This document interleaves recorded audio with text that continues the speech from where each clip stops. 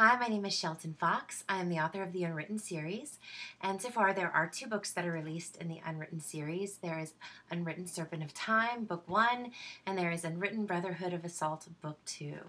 Today I'm going to take a little break talking about current events, which I'm extremely passionate about, and I'm going to get into talking a little bit more about the book and about the 2 main characters, Sean and Winnie. And yes, his name is Sean, not Scion. It is an ancient pronunciation of a name, not a car. So hopefully that helps people out. There is a translation at the very back of the book that's important because there are entire races of people that are made in this, people that are very representative of kind of the purpose behind the story, and they have their own languages. So they are the Ayale Diawe and the Yoshivan, and you jump right into the story with the introduction to the Ayale Diawe and the Yoshivan, with the 2 main characters, Sean and Winnie. Sean is Yoshivan and Winnie is Ayale Diawe. And from the beginning, there is a dichotomy with these 2 characters, and it's supposed to be that way. Some of the book is about challenging the way we think. And so the dichotomy between Sean and Winnie is a really important part of the series. Winnie comes from a land that has maintained its indigenous traditional culture for thousands of years. This culture can be thought of say when the treaties were signed, right, between the Europeans and the Native American cultures, the treaties that were broken. Say that the Star People, right, Star People are a big part of the series, they separated away. They had their own land and they separated away completely. And in this land, from the bottom of Chile to the top of Canada, it was filled with people that were taken out of earth and that were protected, and they still continue living this living traditionally to this day.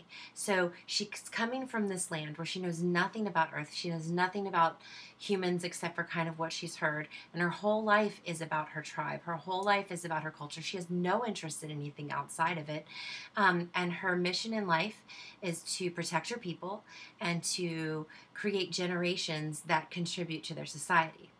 Then on the flip side, you have Sean.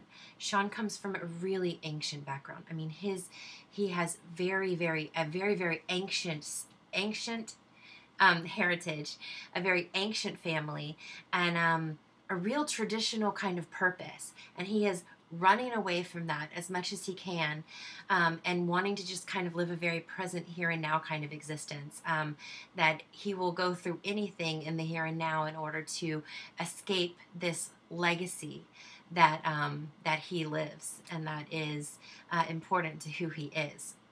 So initially you come into the story with this complete dichotomy of indigenous tradition, being very traditional in the indigenous culture, and then Sean, who is trying to be as modern and as disconnected from his heritage and traditions as possible.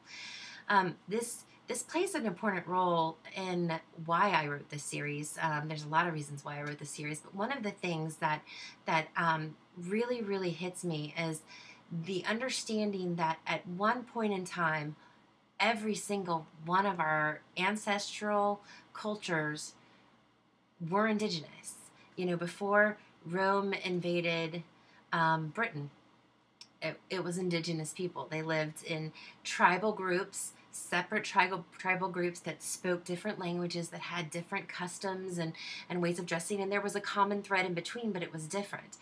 If it was not for thousands of years of people living as tribes and clans, surviving off the land, being self-sufficient, knowing how to use the earth for everything that's needed to survive, we wouldn't be here. In relation to the indigenous roots of our world, colonization is pretty modern. You do have peaks at it, at what was ancient colonization. When you look at, for example, Egypt or ancient Sumeria or the Aztec rise or the Incan or Mayan cultures. These are places that experienced a massive boom in advancement and technology and resources and built these great empires. But what happens every time you build a great empire is that it falls. It's happened to Rome, it's happened to the United Kingdom, and some people would say it's happening right now to the United States of America. This is a interesting time, and this is a time that I could kind of see in my mind coming, which is why I wrote the series.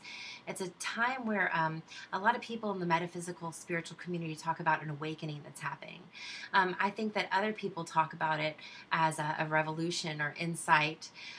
What's happening is, I think awakening is a good word for it, but it's not in a religious sense. It's kind of where we're starting to look at things differently. We're kind of at this pivotal turning moment. We are connected more than we've ever been globally. Through social media, we have access to connect to people on the other side of the world and to talk to them, to really understand their experience, to see what's happening, completely on the other side of our existence and understand that. At the same time, we have people that are, sticking their heads in the ground and refusing to look at anything outside of their front door to understand anything about the world. While all of this is taking place, we have technology advancing. We live on our cell phones. Our cell phones are existence. You see groups of people out to socialize. Instead of socializing, they're playing on their phone and texting each other while they're eating. So the message they could be saying verbally, they're texting each other. And to create this technology, to create our cell phones, our DVD players, we are exploiting resources from the earth.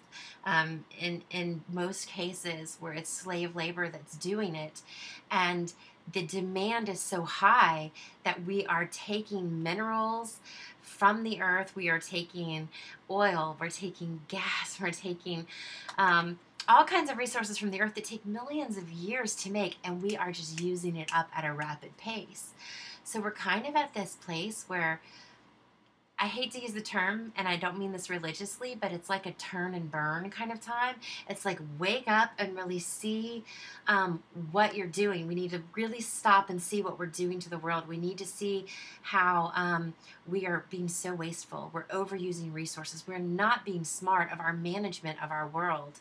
And we either need to figure that out or totally know that we're going to be paying the price.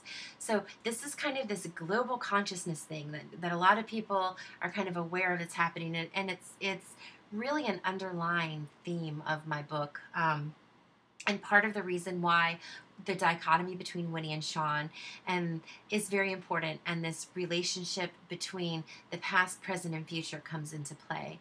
Many people will say that if they say, first of all, if you don't know the past, you're doomed to repeat it, which is very true. But I think even as a person, beyond being a society, as a person, if you don't understand your past, if you don't understand the history of where you came from, where your ancestors came from, you don't know completely how to live very, very fully in the present moment. You're kind of like, there's something missing. And when there's something missing now, it's hard for you to be the best that you can be in order to make a better future. As I've been exploring these ideas of culture and identity and heritage, because I'm extremely interested and fascinated in heritage. I think the way that people now are taking these DNA tests that are revealing, especially in America where this is extremely interesting, they're starting to reveal their genetic makeup. They were told that they had a grandmother that was Cherokee and that all their family is Polish and British, and come to find out their Cherokee great-great-grandmother was actually Jewish or Italian or Middle Eastern, that they do have a little bit of Polish and a little bit of British that comes from their male side of the family, but from the other side of the family, they have Italian, they have Portuguese, they have a little bit of African mixed in. You start to see how mixed up we are, how we are so much more connected to the greater world than we know.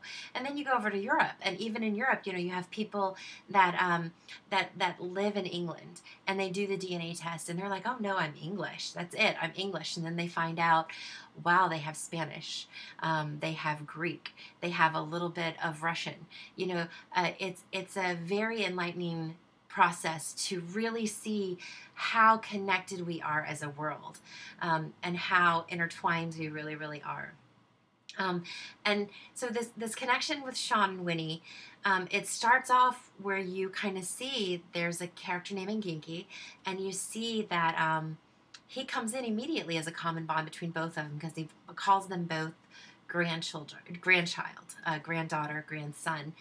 And this kind of goes even deeper into that idea of heritage, where when you're starting to read more about the halotypes and the genetic studies, you find that they have broken down the genetics, and all of it goes back to the cradle of civilization. It comes back to Africa.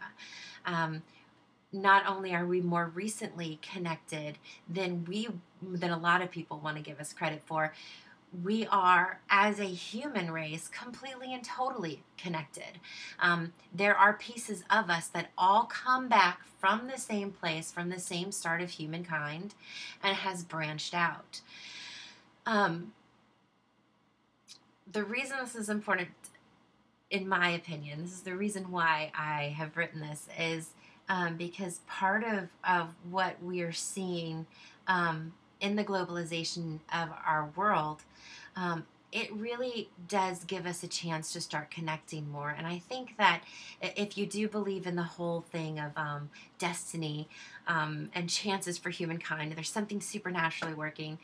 I think that somehow, like the DNA studies and stuff like that, the way we can all connect on social media, what's happening, it's kind of giving us a chance. It's giving us a chance to start to undo what's happened in our world pretty much since the beginning. There's always kind of tended to be an us versus them kind of mentality that is separated. And in this election, we see how deeply this is still infuriatingly ingrained in our society. This is a chance for people to really start digging into that, and to start saying, okay, wow, so I have a little bit of Middle Eastern heritage. Where did that come from? Where did that DNA originate from? And you start to kind of look at the people that live there. You start to learn their experiences. You start to hear human stories. You start to put an actual human experience and story to the label of Middle Eastern or Arab or Muslim, to really connect to the person behind it. I think that's a really, really important part of the time we're coming to. And it's a theme that you see in my book, not only with Winnie and Sean, but with the rest of the characters. It's a very diverse cast. And I did that on purpose because I wanted to have characters kind of from each general racial group, and pull them together. But as a writer, because this is how I live. The way I live as a person, when I studied religion, when I started trying to practice different religions in order to kind of get a grasp of what it was, when I delve into different cultures to learn, I end up not seeing as many differences. I start seeing more similarities. It kind of starts to peel back the layers to get to the actual center, which is at the heart of all people. The heart of all people are the basic needs. You need water. You need food. You want love. You want to be happy. You want peace. Even people that are raging war, there's something in them that still wants to be peaceful. Even if they love war, they still have that desire where they want happy moments for themselves. You start to get to this inherent place inside of all of us that every single person has. And when you can kind of strip away the differences, the different language, the different accent, the different dress, the different mannerisms, the different beliefs, and you start to see the person, the human being, the one that cries and hurts and laughs, then it's really hard to stay separate. it's hard to see yourself as separate. It's hard to do us versus them, because you start to go, well, this person isn't one of them because I got to know them, and we both love the same TV shows, and we both love this music, and we have so much in common. So that's not a person that's them. That's a person that's an us. And people need to do that on a more global scale. We need to start seeing more that we are all an inherent us, and there is no them. There is no other them. There is a inherent oneness that is in everybody. So I made a determination that I was not going to talk for 20 minutes, because no matter how shy I say I am in front of the camera, once I get talking, it's hard to make me stop. So that's a little introduction to the Unwritten series and to the two main characters, Winnie and Sean. If you want to learn more, go to www.unwrittenseries.com. There you can learn about the series, you can order the books, you can learn about the languages, the people, the whole entire world that's been created, and I invite you to jump in the series, and I look forward to talking to you about your experience. Thank you for watching.